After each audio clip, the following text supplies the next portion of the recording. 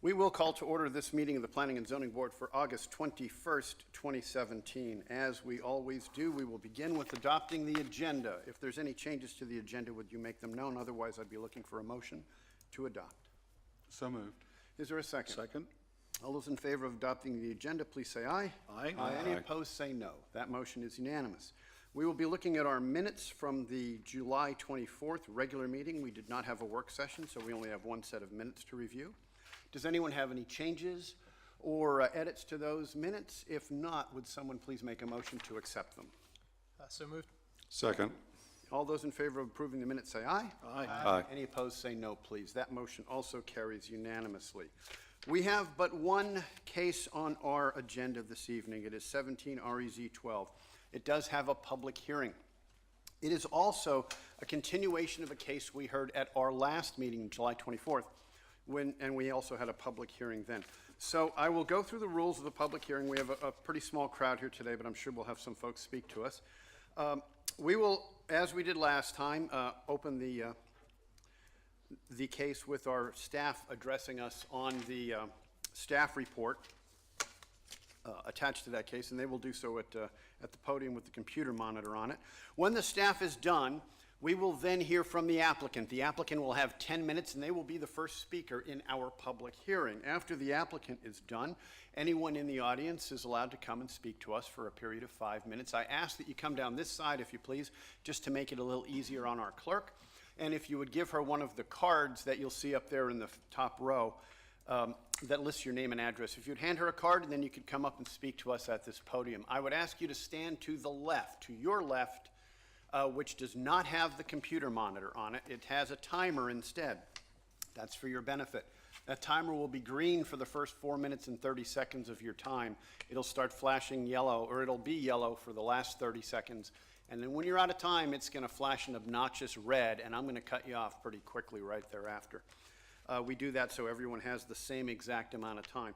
Now, there was a public hearing before on this. If you spoke last time, you can speak again at this one. We would ask you to confine your comments to what changes have been brought about that caused us to have this continuation of the public hearing, but you got 5 minutes, and we'll listen to whatever it is you have to say on the case. If you have a whole bunch of people, which doesn't appear to be the case here, you could have one person make one point and then pass the baton to the next person, so it's not repetitive. But I don't think that'll be an issue this evening. A large group can also designate a spokesperson. Again, I don't think that's a problem tonight. One thing I will point out, though, we don't talk back with you, we don't interact, we don't answer your questions. You are talking to us and at us for the full 5 minutes. Our job is to listen to you and not to interact with you. We will then, after you're done speaking, we may ask some questions of the applicant, we may ask some questions of the staff, but we won't ask any of you. And then we'll just get together and talk it out after that, and we will come up with a recommendation that we'll pass on to town council later on. Have I missed anything? I'm sure my explanation has run longer than the actual public hearing will, but we will begin nonetheless. So we will start off with our only case of the evening, 17 REZ 12, the Silverton PDD amendment. Ms. Dry is here. Good evening.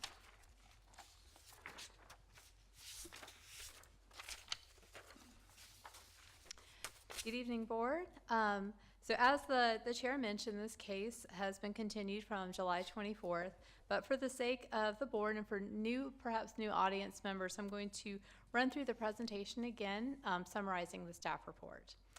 So for your consideration is a request to amend a portion of the Silverton Planned Development District. The rezoning application is for 5.88 acres of unaddressed properties located off of Geyer Court. The site is highlighted here in yellow. It's near the intersection of, we've got Northwest Cary Parkway here and Evans Road. And again, it's access off of Geyer Court, which is this cul-de-sac that you can see here. The site's currently vacant. It's mostly wooded. It's located adjacent to sites which are developed for office and daycare uses. We've got some office buildings located here just to the south and a daycare located here. And is also next to the Winbrook townhome neighborhood, which is located just to the north.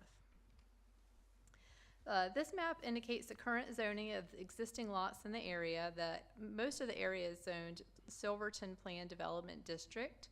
The Silverton Plan Development District, or PDD, was established in 1987 through a rezoning.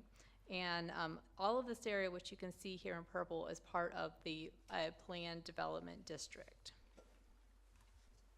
This is an actual map of the Silverton Plan Development District. And this site is part of what's called Parcel H, which is outlined here in blue. It's right at the corner of Cary Parkway and Evans Road. Parcel H is designated for office and institutional uses. There are two properties along Evans Road here, which are already developed with office and institutional uses. If this property, oh, here's some pictures of those. You've got some office buildings here and then a daycare as well. So if the property was approved for the proposed use, the site would be redesignated to Parcel H North, which would just be this northern portion here, and the allowed use would change from office and institutional uses to townhome uses. The applicant has proposed zoning conditions to go into their proposed PDD amendment. First, to limit the use to townhomes, to set the maximum density of 7 dwellings per acre, to propose a minimum of 3,000 square feet of community gathering space. Within that, there would be a minimum accessible seating area of 1,200 square feet, which would include decorative pavement, seating, low wall planters, dog waste receptacles, landscape beds and lawn area would also be included within the community gathering space. I'd like to just point out that this size of the community gathering space has been a change in the conditions since the case went to the initial town council public hearing. The LDO requires a minimum of 1,200 square feet for a community gathering space. Originally, the applicant proposed 1,500 square feet, and they're proposing it to be increased to 3,000 square feet. Other proposed conditions would include increasing the amount of open space to a minimum of 1,000 square feet per unit. The ordinance requires 500 square feet per unit. Also specifying that any community gathering space, mailbox, kiosk, off-street parking would not be located within 100 feet of property line A. Property line A is this property line that is shared with the Winbrook HOA open space on the northern portion of the site. Also proposing to have a sidewalk connection from Geyer Court to the site. Also that there would be a single patio or deck per unit, which would be located on the ground floor. They're also proposing supplemental screening along property line A, which again is this property line here to the north. And proposing to limit the access to Cary Parkway to a single right-in and right-out. And then lastly, proposing a fence around the stormwater control device.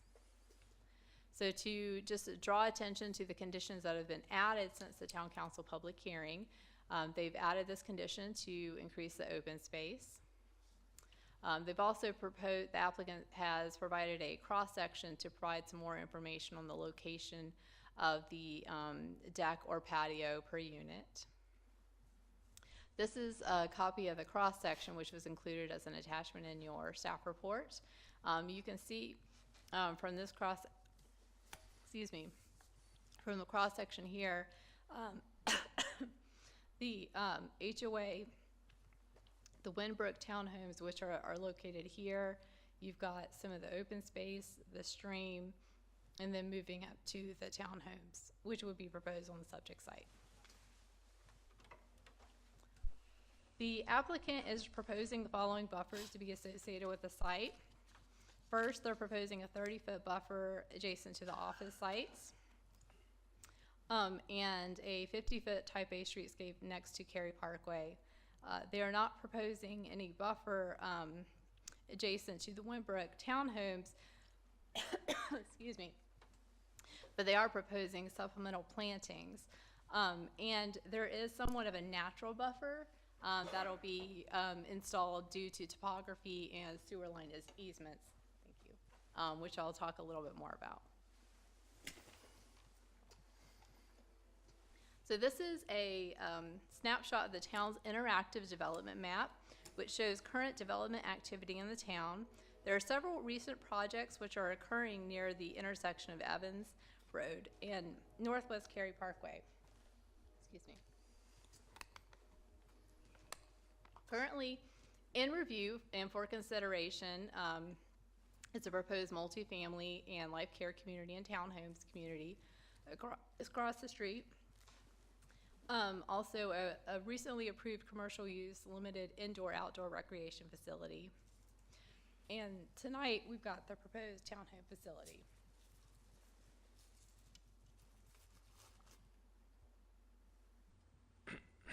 So staff has evaluated the rezoning with respect to aspects of the Imagine Cary Community Plan, and some of the policies that were found to be applicable dealt with infill, type of housing and density, topography, potential loss of land for office space, and appropriate transitions. This site is located in what's called the traditional neighborhood designation of the Future Growth Framework Map. And traditional neighborhoods are generally typified as having large master plan communities with some degree of housing mix. This is an example of a traditional neighborhood. We've got the Lockmere neighborhood, and you can see it's mostly residential with pods for some multifamily and townhomes. Referring back to some of the discussion on stream buffers and topography for the site, there is going to be somewhat of a natural buffer between this site and the adjacent neighborhood to the north. You can see there's a stream buffer that runs along the northern property line. We've also got a sewer line, and this gray line indicates a sewer line that runs along the northern property line, and then along the line to the east, and then continuing along the south. According to the Parks and Recreation and Cultural Resources Facilities Master Plan, there is a street side trail running along Northwest Cary Parkway. According to the MOVE chapter of the Imagine Cary Community Plan, this identifies Northwest Cary Parkway and Evans Road both as thoroughfares. And there will be a future Go Cary transit route along Northwest Cary Parkway. There was a neighborhood meeting held on the site on May 3rd, and some of the concerns and questions that were brought up were around stream buffers, erosion control and stormwater impacts, traffic, loss of existing trees, loss of land, which is currently designated for office space, stormwater impacts, and fencing around the stormwater control measures. At the town council public hearing, there was also concern around loss of land, which is currently designated for office and institutional uses. There was some request and clarification on the height restrictions for O&I uses, and also questions about nearby rezoning cases, such as one just across the street to the south of Evans Road. Further, there was some discussion about stormwater, stream buffers, and potential traffic impacts for the site. So again, since the town council public hearing, there have been additional conditions that were offered. The applicants proposed to increase the minimum community gathering space to 3,000 square feet, increase the minimum open space to 1,000 square feet per unit. They've also provided clarification on the locations of patios, decks, through the cross-section that was submitted. So with that, staff's preliminary recommendation is for approval. The site was evaluated against the policies of the Cary Community Plan, and while some policies supported this request, others did not. The request would lead to potential loss of land available for office development and institutional development. However, the site's designation on the Future Growth Framework Map is traditional neighborhood, which specifies the primary use type as single family and townhomes. Further, the concern for loss of office space is somewhat mitigated by the limited size of the site and the off-street positioning of the site, and also that a portion of Parcel H is already developed with office and institutional uses. So on balance, staff's analysis is that the request is consistent with policies found in the Live, Engage, Shape, and Move chapters of the Cary Community Plan. So the public hearing was open on July 24th and continued to August 21st. To allow for notification with the new conditions proposed to be sent to property owners. So for your consideration, I will briefly summarize some of the comments that were shared at the public hearing on July 24th. Speakers at the public hearing included the applicant, as well as representatives from the NC Dental Society, which is one of the adjacent sites, and also residents from the Winbrook Townhome neighborhood. Some of the concerns included traffic from existing developments and proposed developments in the area, concern over loss of land, which is already designated for office and institutional uses. There was also notes that there were plenty of residential units already in the area, and this would not be necessarily providing additional housing choices.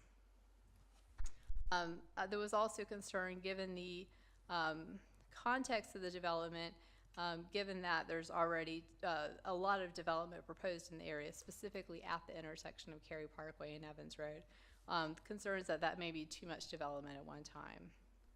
Further concerns included concerns over some of the steep slope and topography of the site, concerns regarding stormwater, runoff, erosion control, impacts to the streams on the site, and consideration of impacts to the existing businesses on Gyre Court. So for this continuation of the public hearing, properties within 800 feet of the subject site were notified of the public hearing, and the property was posted with public hearing signs and legal ads.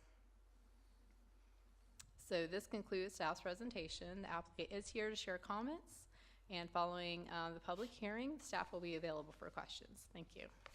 Thank you. The first person to speak at our public hearing will be the applicant.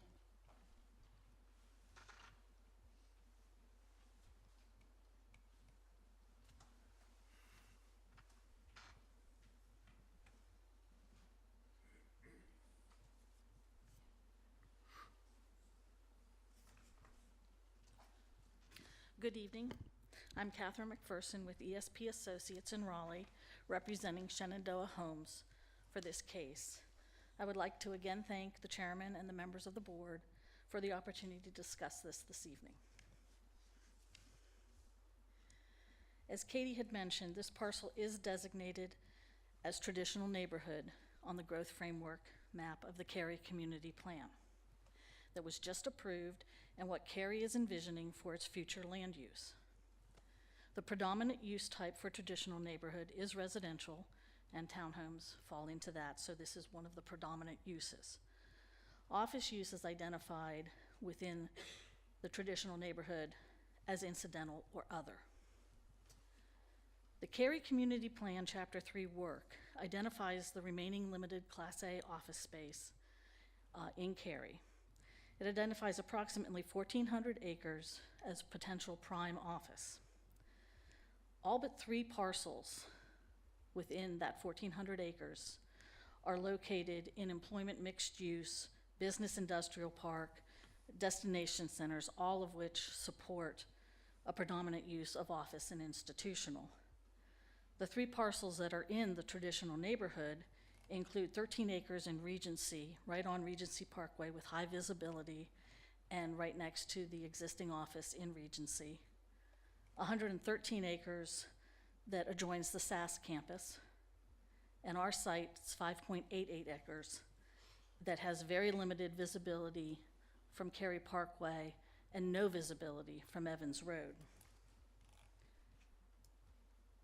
Major businesses looking for a site to site their office, typically we want larger parcels with good street visibility and access. As Katie mentioned, we proposed 10 conditions to help address some of the neighbors' concerns. We held a neighborhood meeting on May 3rd and got feedback from the neighbors and received additional emails and feedback from them. We understand and respect the concern raised by the surrounding neighbors, and those zoning conditions, we have tried to address those concerns. If developed by right as an office and institutional site, it would be a staff-approved site plan with no input from the surrounding property owners, and uses could include, and I just pulled these out of the permitted uses under office, a kennel with indoor runs, a nursing home, a public safety center, a daycare, major utility and transportation facilities. So there's a wide range of uses that could be put into a site plan and submitted that there would be no public input on. We're proposing that this is limited to townhomes with zoning conditions. So the neighbors will know exactly what it will be being developed there, and that is townhomes. We've limited it to 7 dwelling units per acre instead of the allowed 12. We're providing a minimum of 3,000 square feet for the community gathering space. This will allow a greater area for the community members to gather. We're increasing the open space to 1,000 square feet per unit, and we're concentrating that open space along the perimeter of the site to provide additional buffering. We are concentrating any internal public areas, parking, mailbox kiosks to the internal aspect of the site and moving it away from the perimeter. Again, to keep it away from the neighbors. We're limiting it to a ground floor level deck or patio. Again, so there won't be a deck or patio high in the air overlooking through the woods the neighbors. We're also agreed to plant additional evergreen material along the property line A, and this will be planted on the interior side of the sewer easement, so it will not infringe on the existing woods. There'll be the existing woods and then the planting material that will provide additional buffering.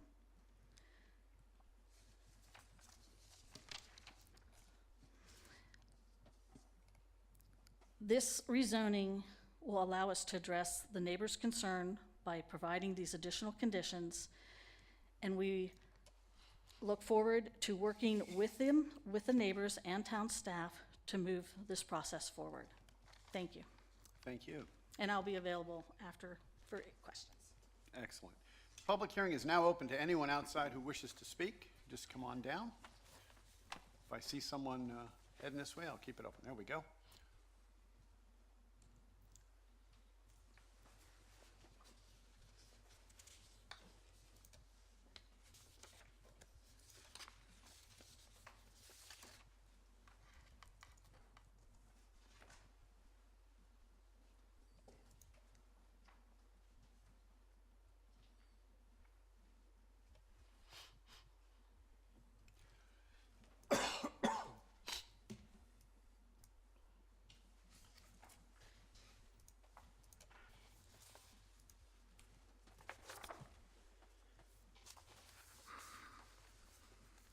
Good evening. My name is Elvon Garrett.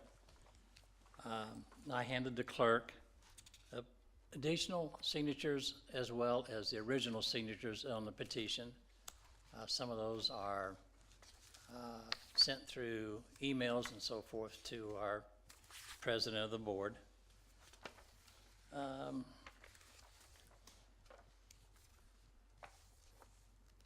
At our last meeting, I provided you with a map and a list of almost 7,000 residential apartment units within a 2-mile radius of Cary Parkway and Evans Road.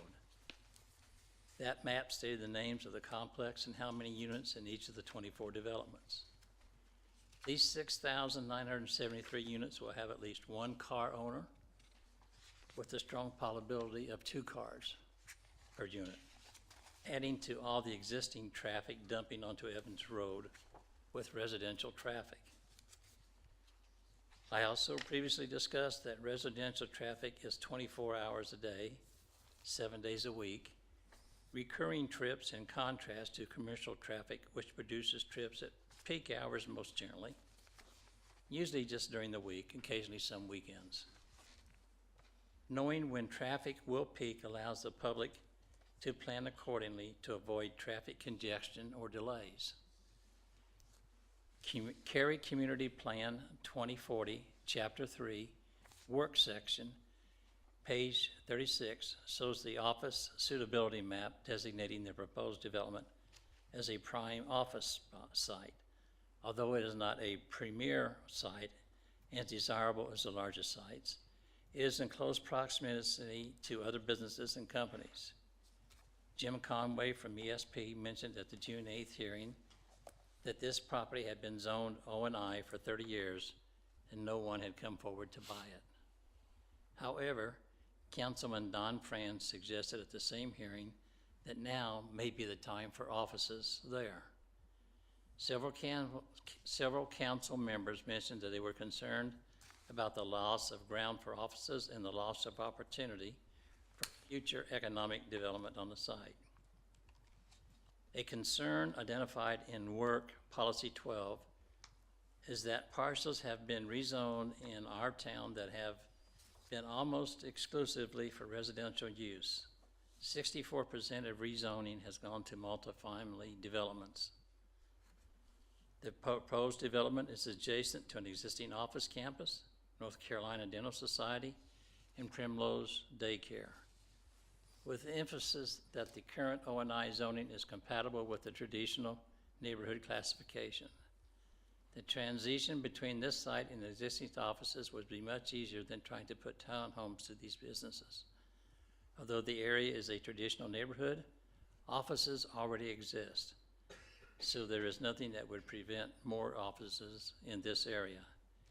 We would appreciate your consideration to resume the current O&I zoning and not rezone it for high-density residential. That would have the least negative impact on our community and the surrounding areas. Another random thought I had was about the possibility of having to make the remain of Cary Parkway from Evans Road, Harrison Avenue, into 4 lanes to traffic volume. It seems like that would be costly, and I was wondering if that was possibly already budgeted. Another concern that I have is at the intersection of Cary and Evans Road, there is a meridian in there. So would that meridian be taken out to allow for the right in, right out entrance into the community? Just a thought. Thank you for your time. I appreciate it. Thank you.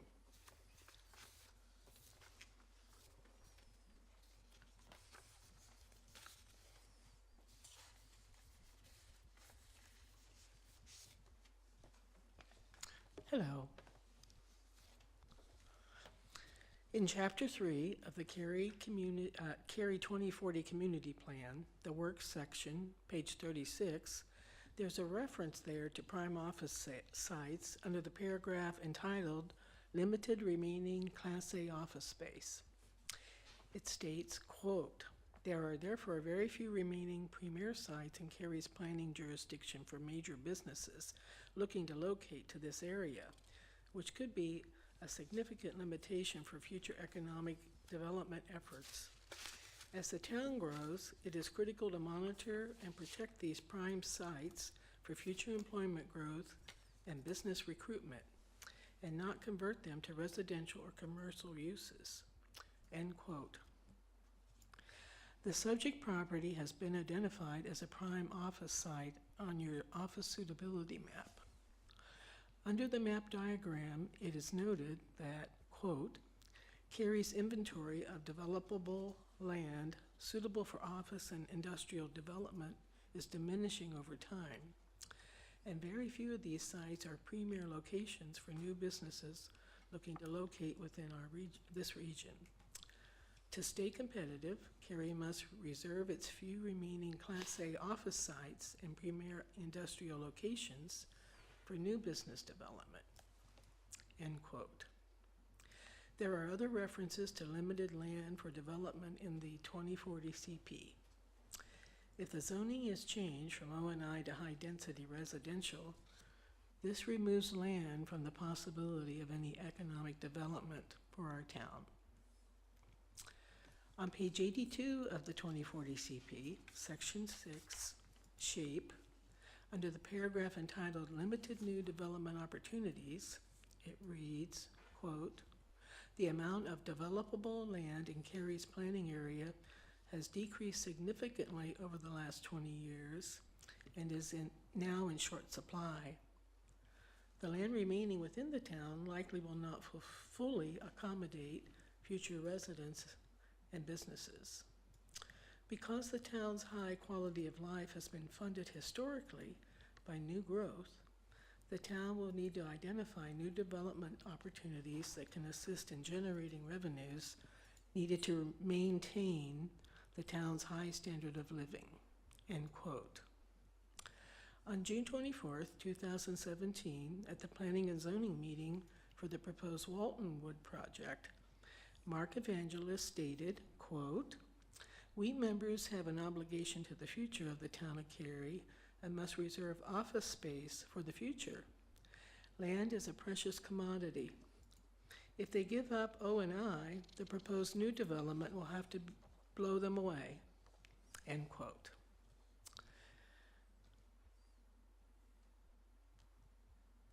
Winbrook residents were proposed that the land uses and densities allowed in the proposed zoning district are not appropriate for this site.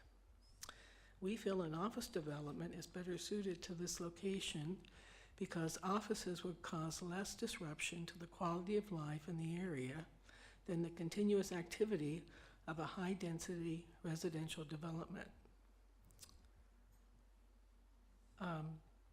Another thought I had, as I sat there, is that all offices don't require visibility. For instance, the Dental Society is hidden away on the hill, so you actually have to drive up there to see what's up there.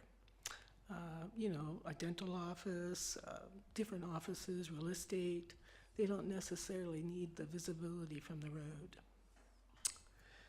As you've just heard from our fellow resident, this particular area within a 2-mile radius is more than sufficient with nearly 7,000 residential units. The subject property is already zoned O&I and it's adjacent to an existing office campus. If your obligation is to the future of our town, and I know it is, then wouldn't it be reasonable for you to follow the vision of the Cary 2040 plan and preserve this site for future economic development and employment? I also know each of you have a strong desire to maintain the town's high standard of living into the future. Thanks for your consideration. Thank you.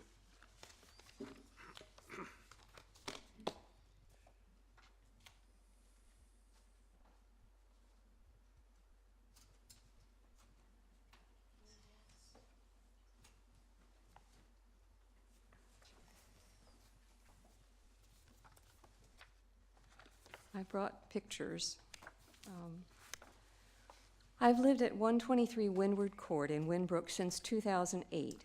Excuse me, would you mind telling us your name first? My name's Ginny Batterson. Thank you.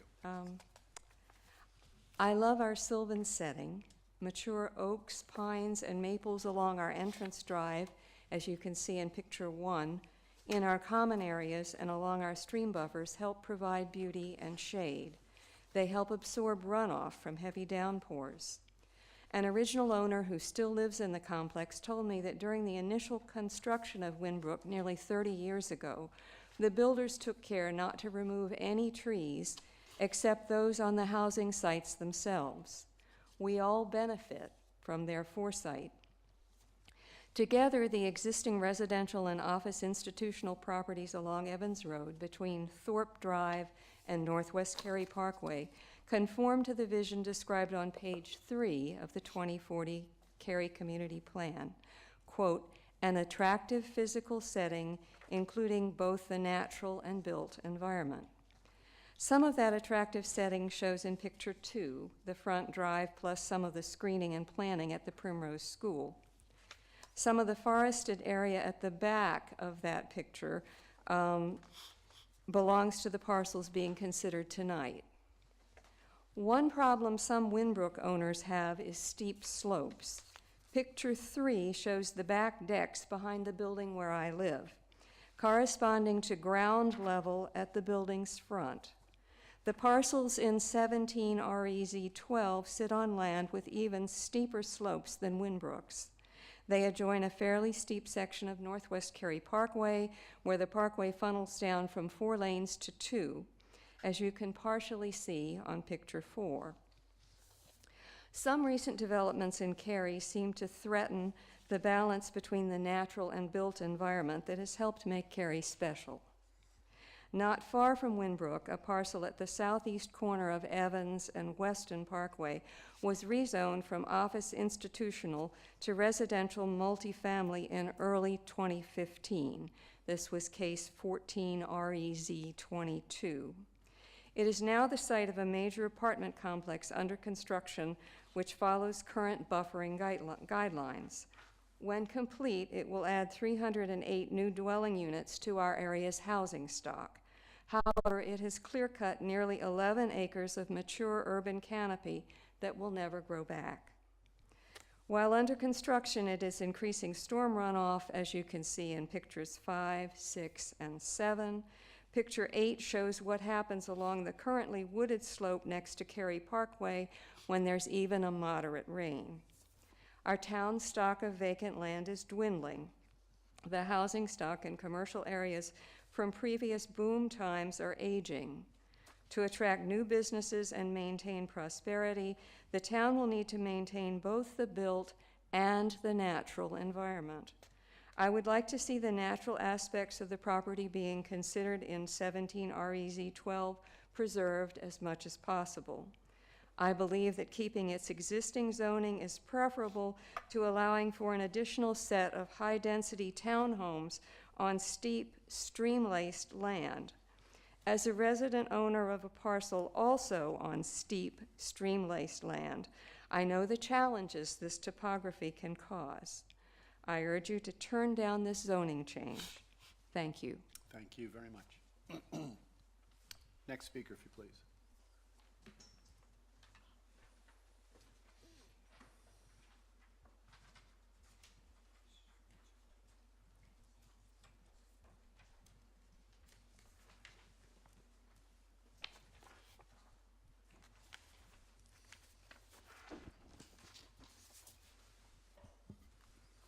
My name is Jack Van Dyke. I live on 120 Windburn Drive. The Cary 2040 Community Plan is divided in different chapters, as you very well know.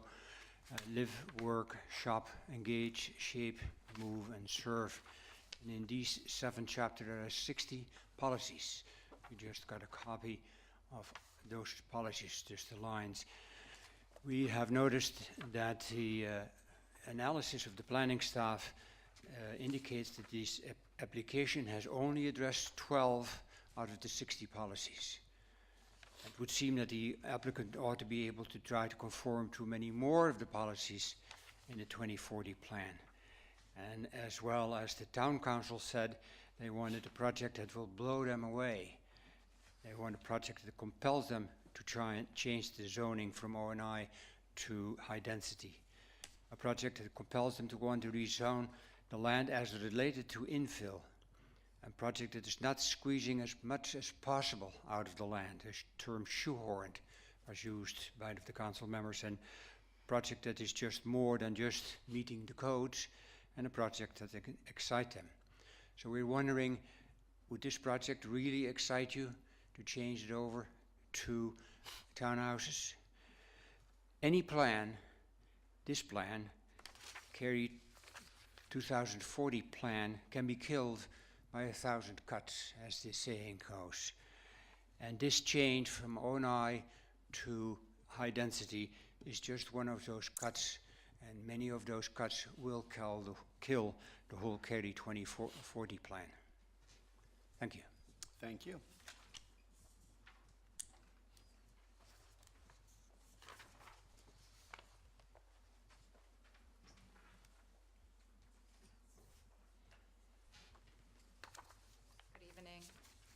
My name is Ricky Treffer. I'm a resident at Winbrook, just adjacent to property line A, as was described by Katie earlier. Based on the analysis that the town's planning staff makes a preliminary recommendation for the rezoning, request approval of parcel H, but it also recognizes that by making that change, it would represent a loss of land currently designated for office and institutional use, and that a portion of parcel H is adjacent to an existing employment and mixed-use campus the Dental Society and Primrose Daycare, as we've heard before. According to the planning report, if offices were to be built on the 5.88 acres of Parcel H, the offices could support 152 to 254 employees. However, by approving the request for the zoning change, this land is removed from the inventory of office ground available, which decreases any possibility of economic development on this site. Can the town of Cary afford to lose this valuable site for economic development and employment? The site is in an area called a traditional neighborhood that already includes offices. Regarding transition in this area, if you look at the cross-section provided by the developer, you can see the Dental Society offices on the right, then a 30-foot buffer between the offices and the proposed site. On the left side, you see the 100-foot buffer, the area for the riparian stream buffer, the Winbrook open space, and the 20-foot easement. Parcel H is much closer to the existing offices, so there would be a much easier transition from office to further offices than a transition from offices with a 100-foot buffer to townhomes. From the staff report, I quote, "Enlightened site placement and the creative use of scale and differing elevation features could also create a harmonious building transition." Again, looking at the cross-section provided, the cross-section of townhomes, it should be pointed out that office pods could be constructed using the same footprint for grading. Several buildings rather than just one huge building. Office pods could surround a common gathering area for employees and visitors. We understand that office pods might be taller than townhomes. However, we believe offices would be better for neighbors because the traffic and likelihood that they would generally be quiet on weekends. And walking up to council chambers today, may I note that we're also on a pretty steep slope here, and it's perfectly usable for office space. One other portion I wanted to mention is the rezoning justification, Part 3, Section 341E, page 4, paragraphs 1 and 6, the applicant's justification for building townhomes.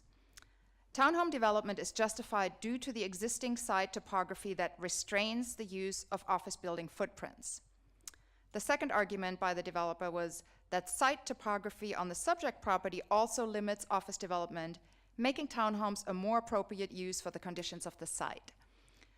Now, looking at the topography and knowing how many steep slopes we have in the Cary area, I think we can all agree that it's quite possible to build office buildings on that slope. Of course, there would be some challenges to building offices on a sloping ground, just that there would be as building townhomes. But there are many, many plans available for office buildings on sloped grounds, so these statements are not correct. In this case, there may be a larger incentive for financial return for the developer with townhomes than office buildings. The Cary 2040 Community Plan states over and over again that there is a need to preserve available ground for offices and continued economic development in our community. And I urge you to stay on track with those plans that were made for a reason.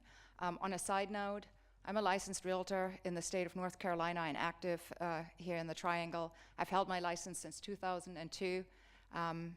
We have yet to have problems finding homes, residential homes, for any people moving into the area. So I don't believe that 40-some townhomes are going to make a big difference in helping with residential use. Thank you for your consideration. Thank you.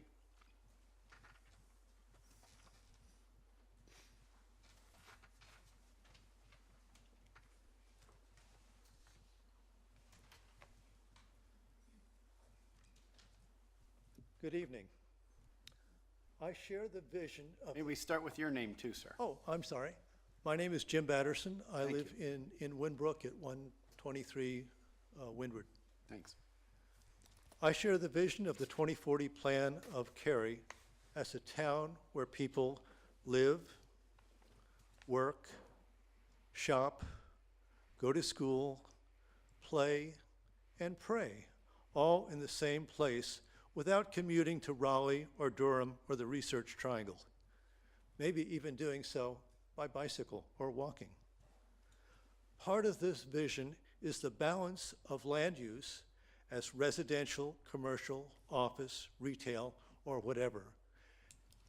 This vision is manifested in the current zoning.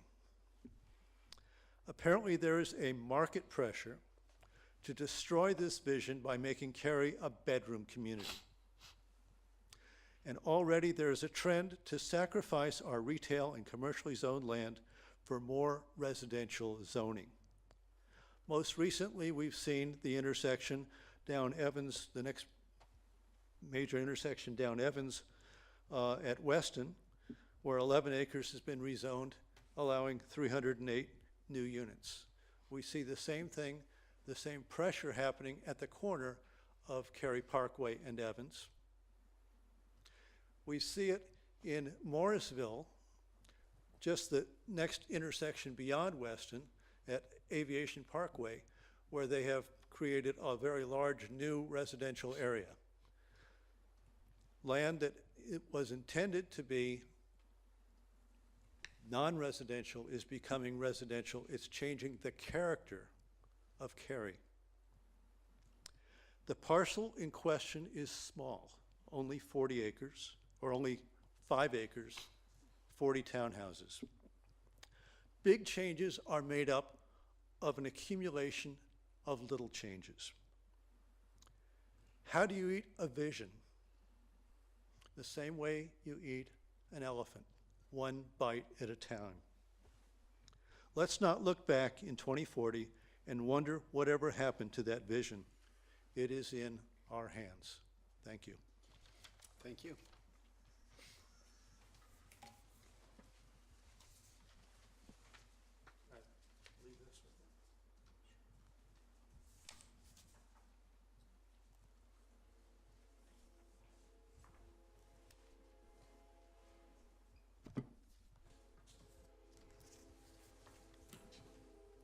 Thank you for your patience. I know you've heard from some of us before. I don't know, when the petition was handed around, I'm not sure if you mentioned, oh, I'm sorry, Nancy Van Dyke, I live in Winbrook, I'm sorry.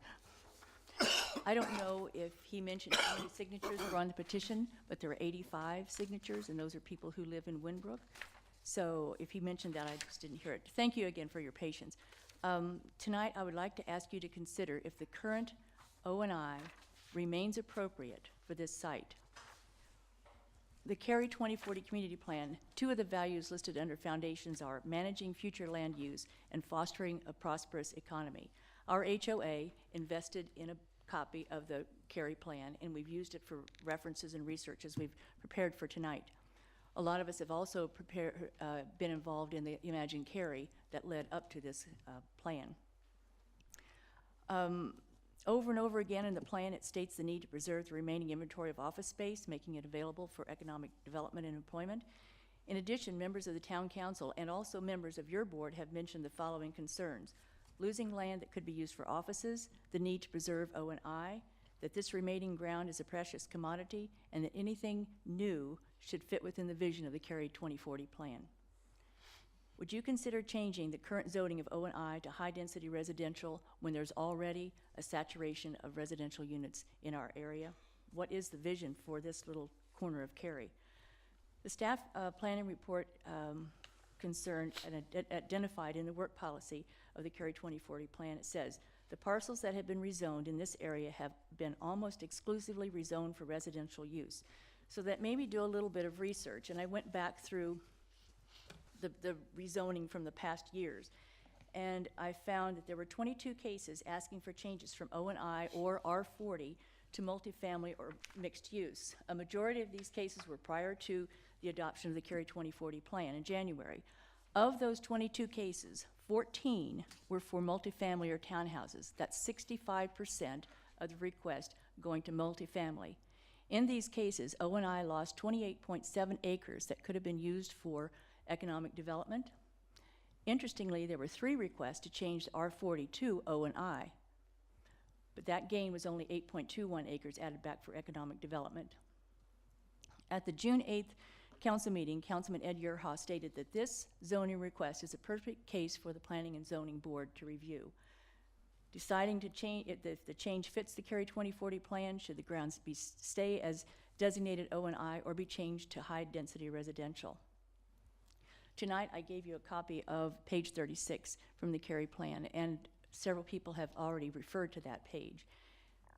But if you look there, the arrow points down to that little tiny dot. That is the subject property tonight, and it is listed as a Class A prime office space.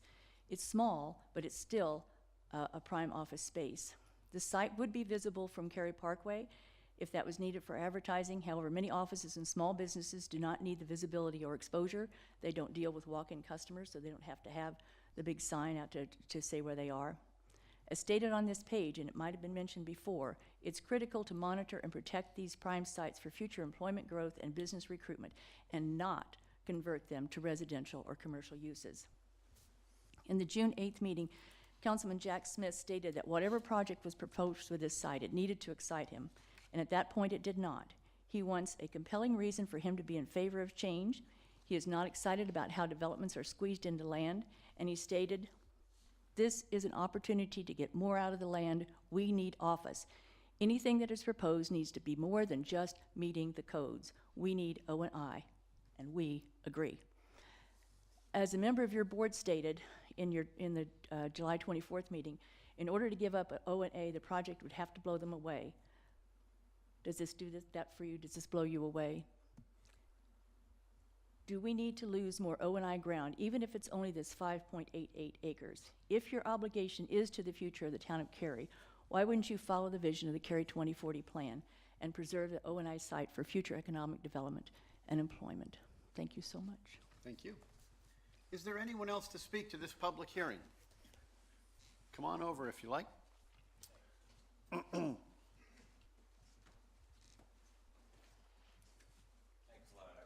You can fill out the card at the end of your presentation. If you want. Sure, that'd be fine. My name is Jim Moore. My wife Kathy's here, and we have been here since the first meetings. So I would like to at least comment, as someone that loves Cary, that the process works. We have come in with a lot of questions. We've seen both sides of an issue. We were notified in writing that there was a meeting each time.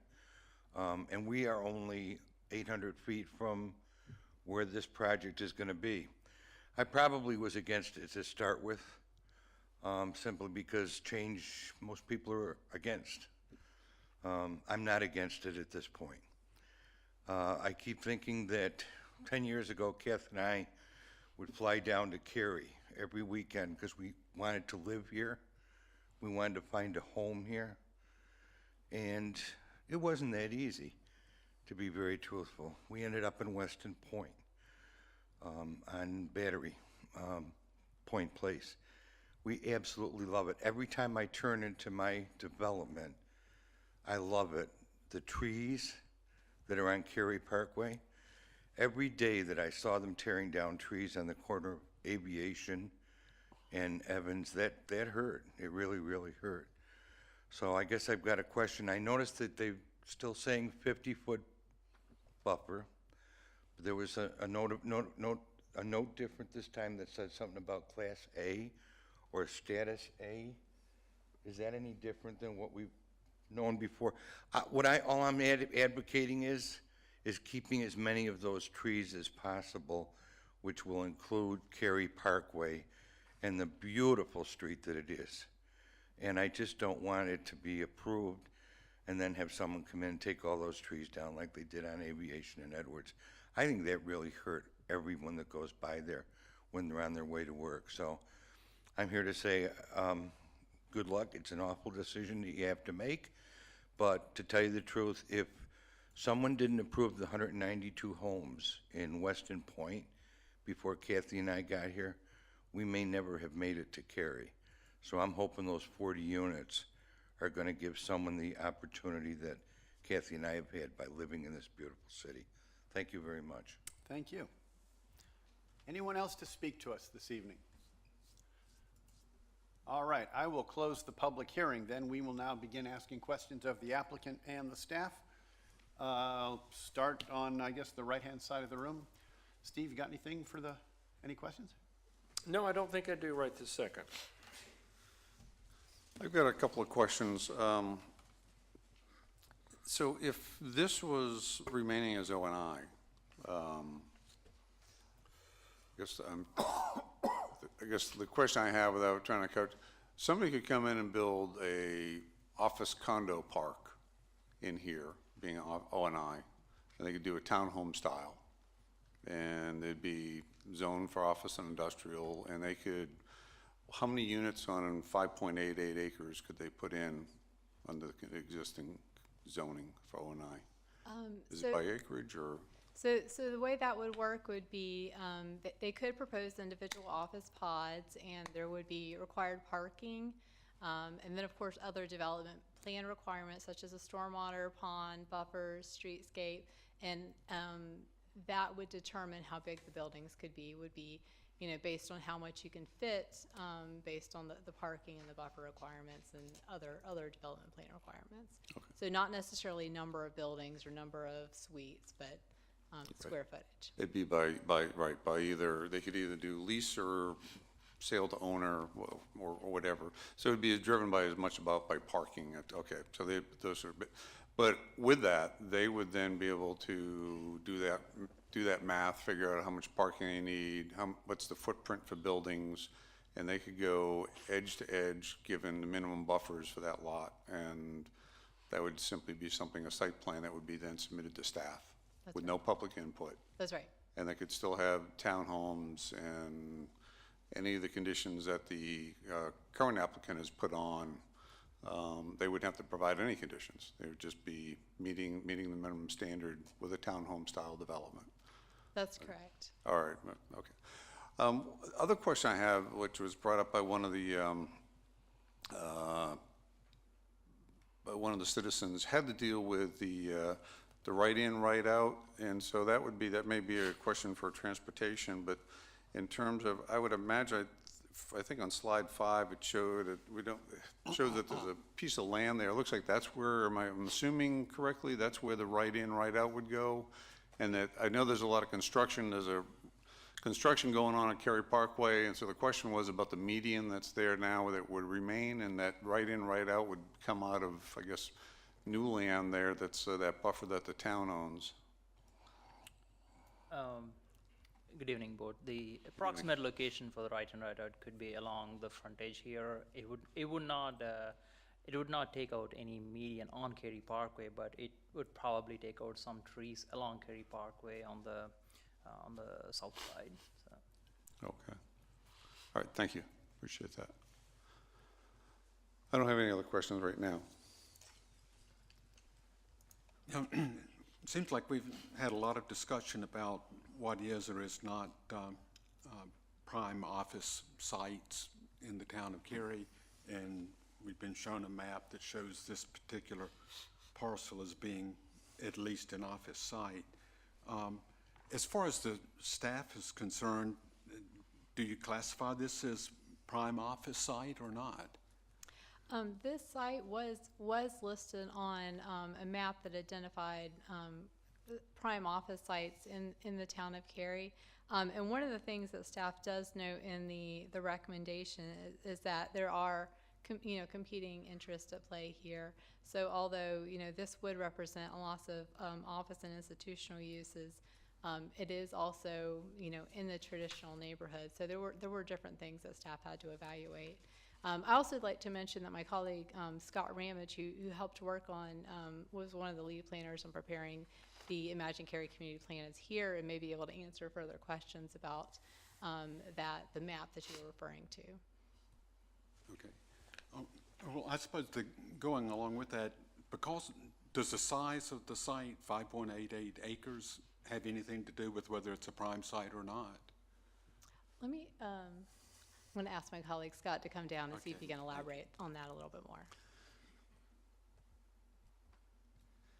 The map in the community plan was done in 2015, so the definition is kind of a casual or ad hoc definition. We worked with the economic development director of the chamber and tried to find sites that were at least several acres large and larger. So to even get on the list, a site had to be about 3 acres or bigger.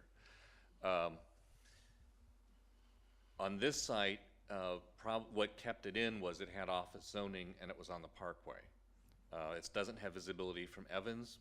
There could be access and signage visibility from Weston Parkway. So there aren't really magic numbers. When you get below a several acre site, you start to get more into professional office.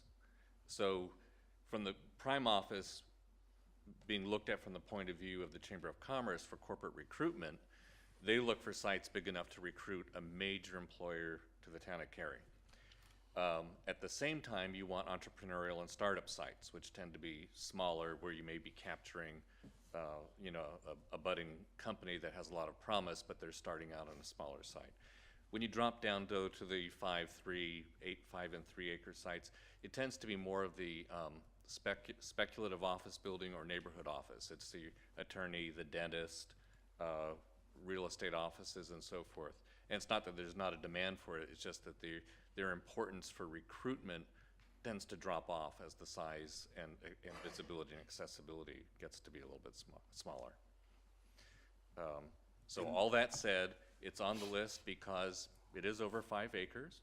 It does have frontage on the Parkway, on I'm blanking right here, on Cary Parkway, and as Katie had said, this is a tough one because you've got competing interests afoot. On the south side of the Parkway tends to be mostly all residential. We don't have as much non-residential there. It's kind of a dividing line, and it ended up in the traditional planned neighborhood category. It's providing a housing type so where you have competing goals, where the Live chapter really has a focus on providing housing in the missing middle. We've got plenty of single-family detached in Cary. We have a healthy supply of multifamily. That missing middle of patio homes and townhomes is the weakest link in Cary for housing.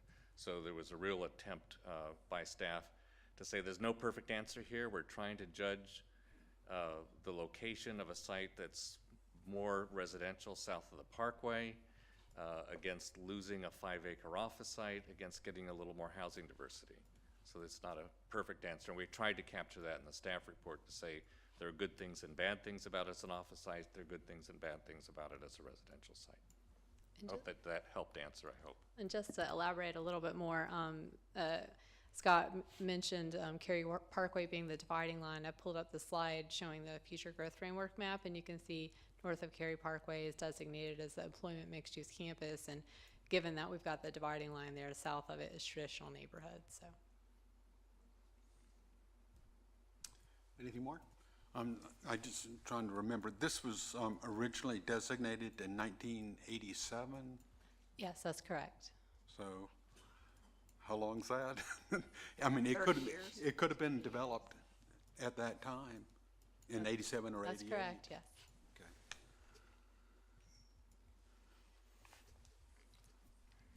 Okay. I really just have one question, and I'm going to follow up on Mr. Moore's comments regarding the buffers.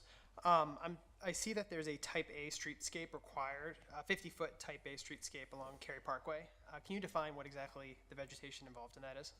Yeah, so it's a Type A, which means opaque, so that there's going to have to be a certain level of plantings to give a level of opacity. So when you're driving down Cary Parkway, the intention would be that you wouldn't necessarily see the townhome development on the other side of that streetscape. So there'll be plantings which will include lower level, mid-level, and upper level trees to form a opaque buffer along that streetscape. And assuming development under the current zoning, what would the requirement be along Cary Parkway? So assuming it's developed as an office. I believe it was 30 feet. But give me just a second, I can confirm. Sure, take your time.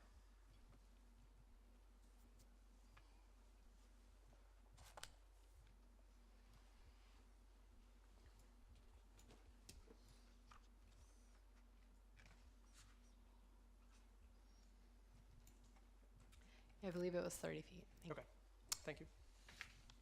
Is that it? Victor, we'll go to the end. We'll just work our way back in towards me. Oh, okay.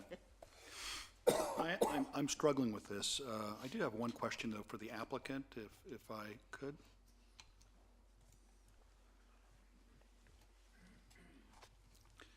And Ms. Dry, if you could bring up that elevation side view chart that you have. This one?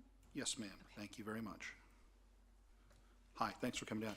I have just a question for you. With the elevation change here, which has certainly been a problem for this property being developed to date for office because it is so steep, what is your expectation of retention walls, you know, from the top down and certainly at the bottom? Do you have any plan for any significant retention walls being built here to try and level out the property? There will be some retaining walls. Some of that will be taken up. Excuse me, retaining, I didn't mean retention. I meant Yeah, retaining. retaining. Yes. There probably will. We have not done a detailed grading plan yet, but we have looked at the slopes, and we'll either step through the buildings going down or doing some exterior retaining walls. Would you anticipate, as you develop in your strategy, trying to level this all off and then having one very high No, retention wall at the very bottom? no. Do you follow? That's not what you're planning. So it's going to be more gradual. I believe we're going to be trying to balance the site as much as possible and creating steps. And then as you develop, your plan right now is certainly there's a good amount of trees, existing vegetation at the bottom. You're going to be preserving that. Certainly there's some at the top that also is going to have it. But within the inside of the property development there, what's the thinking about? We will be trying to preserve as much as possible of the existing interior vegetation, but until we get to site plan, we really Okay, can't. so you would not anticipate a situation where you're just going to Clear clear cut to do this development? No. Okay. Thank you. Aye. I'd like to Oh, I'm continue sorry. here. I'd like to continue. Ms. Drake, I know it's not this case, but you might know. There was a property down on Kildare Farm in the Lockmere area facing Lockmere Pond. Is that development still continuing? Do you know the name of the development? It was the Goddard School. The- You don't recall? No one recall? Still? Yes, it's still in underway? Okay. development, yes. It's still in review. You know, on one hand, as I look at this case, I'm seeing the need for office space. Even though this property has been sitting here for 20, 30 years, hasn't been touched. It would give the impression that maybe this is an undesirable piece of property. There's an analog for this whole development that's going on right now down on Kildare Farm in the Lockmere area, where a piece of property is for the comparable 30 years has sat and developed between some townhomes and an office, which has a great big slope down to the Lockmere Pond, which is an important recreational scenic area. Well, lo and behold, a developer has now come forward who wants to develop property consistent with the current zoning of office and industrial. And what they're going to do is they're going to level out the whole property, which is going to entail a retention wall at the bottom of the hill, being some 20 to 30 some feet high with a fence on top of it. It's quite massive and will also face an important walkway, pond, scenic area, and will really change the look of the area, very disruptive. But the property owner has the right to do that, and so they are proceeding. There were no public hearings necessary, so that's what happened. So as I hear all the arguments from the public here, which, you know, are very sincere, I can't help but feel like there's an assumption here that maybe if we don't rezone for the townhomes, maybe we're going to be able to keep this property in perpetuity undeveloped. But I don't know if that's a very good assumption. So I think actually the townhomes, with the way they would be developed, would be much more sympathetic with the topography and the trees as well. But if we build an office building, potentially flat, do the clear cut, whatever, it would actually be more disruptive to the neighborhood in Winbrook and so forth than anything being envisioned here. I think keeping the office space as it is important, but I'm really struggling with, given the pushback here is actually potentially making it an easier answer to keep the office space, because someone's going to come along here and develop it, and that may be what they have to do. So I'm struggling. Any questions for the applicant or for the staff? No, my questions have been answered. Same here. Mr. Ramage took care of mine. So does anyone else have further questions at all? If not, if anyone would care to make a motion one way or the other on this case, I'd love to hear it. I would. Let's see, make sure I get the right number here.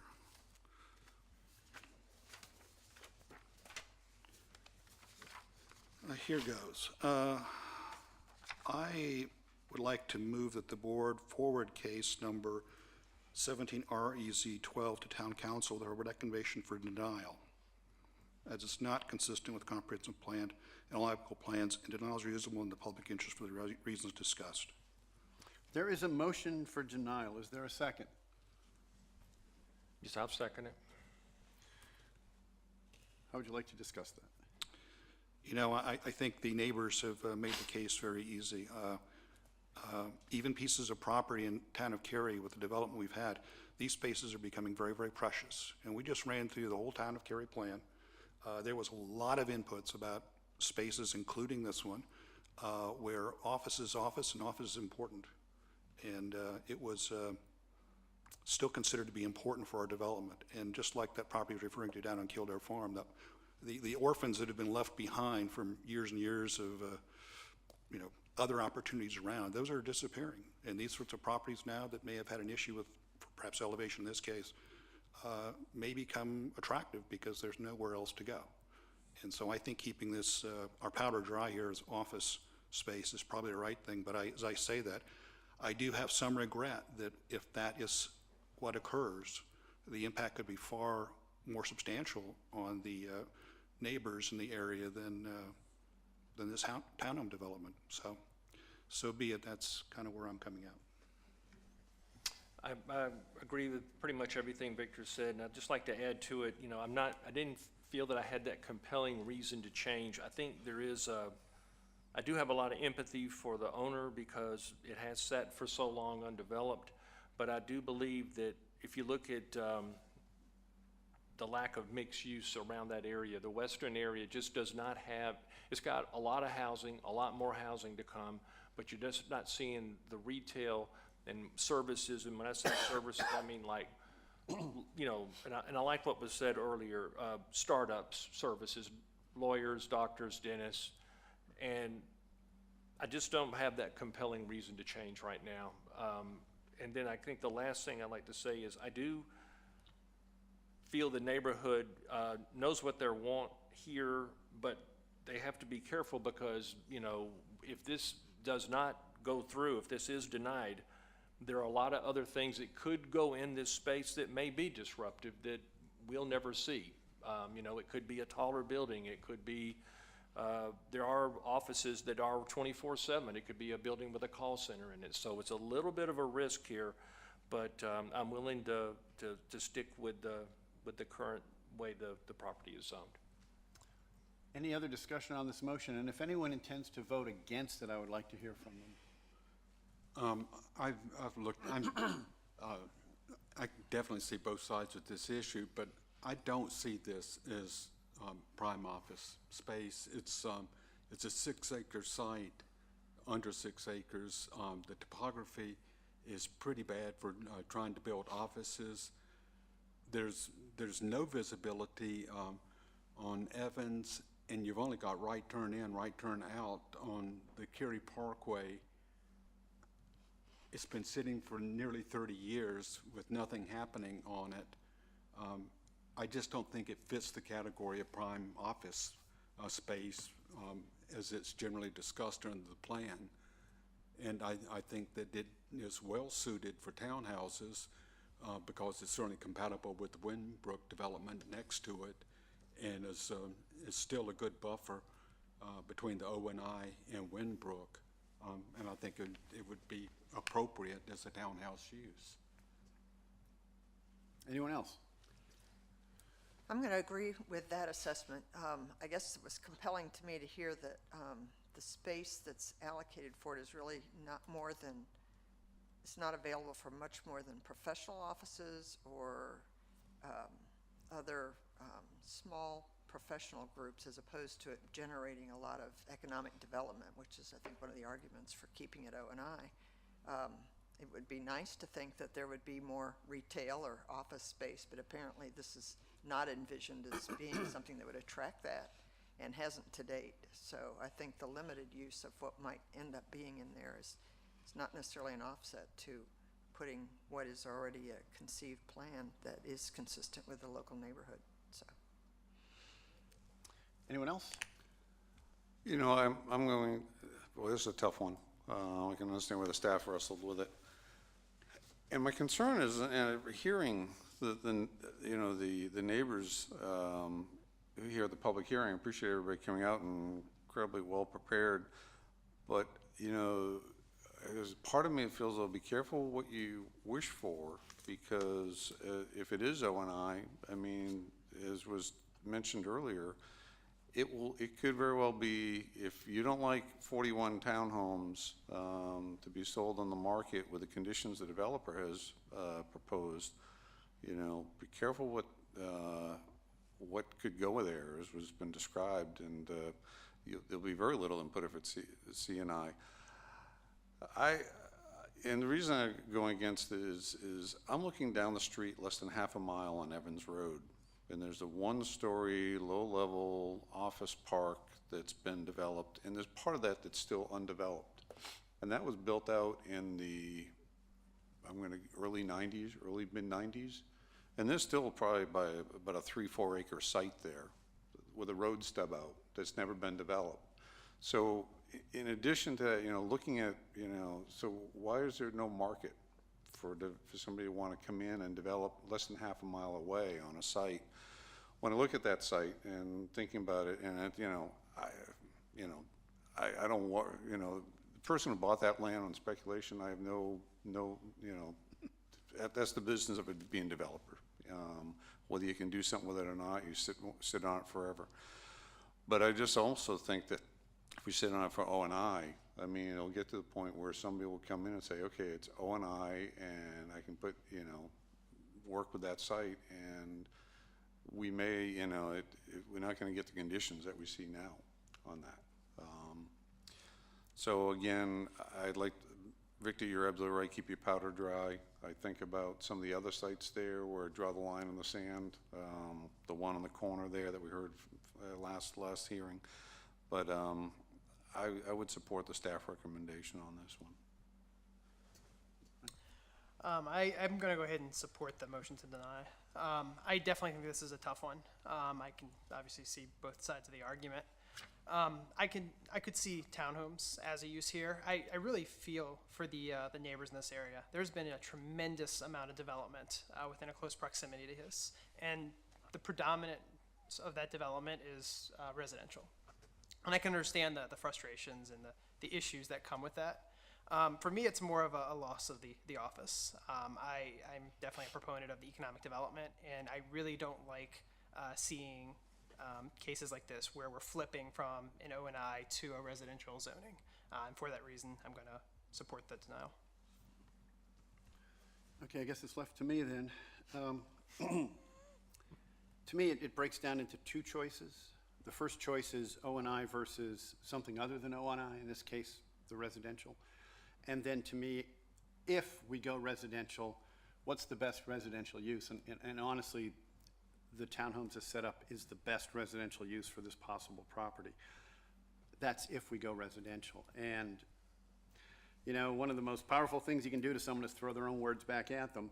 And I did say, you know, this has to be overwhelmingly just I think blow me away is the phrase, in order to take away office and institutional. When you look at the growth framework in the plan, it says traditional neighborhood on south side of Cary Parkway. It says employment, mixed use on the north side. But intersections, to me, tend to get the benefit of the doubt in the less residential area. And I could easily see taking both quadrants down south of Cary Parkway that border Evans Road and just say, well, they are going to be far more of the more northern use than of a residential. So that doesn't break my heart too much.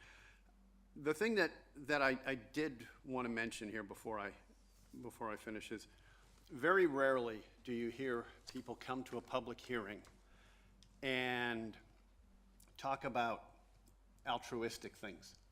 You usually hear them call, this is what it's going to do to me, and here's why I don't want you to do it, because there's going to be lighting, and I'm gonna see it, or there's gonna be noise, or there's gonna be traffic, and I own property nearby, and it's gonna bother me, so I don't want you to do it. That's not what we heard here. What we heard is, you guys wrote a community plan, and your community plan lamented the loss of O&I. So for the good of the town, think twice before you give up O&I. Now, is that a disguise for, this is what's gonna happen to me? We did hear some folks say, well, we don't want all the extra traffic. But still, if we went and put townhomes in this spot, there would be this transition between the existing offices and townhomes yet to be built. So the people, the residents who have to live with that transition aren't even there yet. So they have no way of speaking out. If we put office and institutional in this parcel, the residents who already live in Winbrook have the opportunity to come back and speak out against the office and institutional and the lighting and the other things. I just don't see that happening. I think if an office or institutional use was proposed for this area, I think these residents would say, yeah, that's what you guys built your plan around. That's what you should be doing. And I'm not getting the sense that this is, we don't want anything in this property, that they want to just hold us to, you spent 10 years building this plan, and you're going to throw this piece of it away in the first couple of months that the plan's in place. So I'm really getting the message, at least in these two hearings, that think long and hard about what you're doing here, and not necessarily about how it impacts the local folks, but how it impacts how the plan will affect everyone. And when I do it that way, no, I'm not even close to being blown away or being wowed or being impressed or what have you. And I just don't have anything that tells me you really need to change this to residential. The cases under those guidelines doesn't even come close to being compelling for me. So yeah, I will also support the motion to deny. Does anyone else have anything they'd like to add? No. The motion on the floor is to deny this rezoning application. So would all those in favor of denial raise your hand and say aye, please? Aye. I see 1, 2, 3, 4. All those opposed, raise your hand and say no. No. Okay, the motion to deny carries 4-3. We will take that recommendation forward to town council. That concludes all of our cases for this evening. I believe all we have left is a motion to adjourn. I'll make a motion to adjourn tonight's meeting. Is there a second? Second. All those in favor? Aye. The meeting is adjourned, and thanks to the scouts for hanging in there through the whole evening.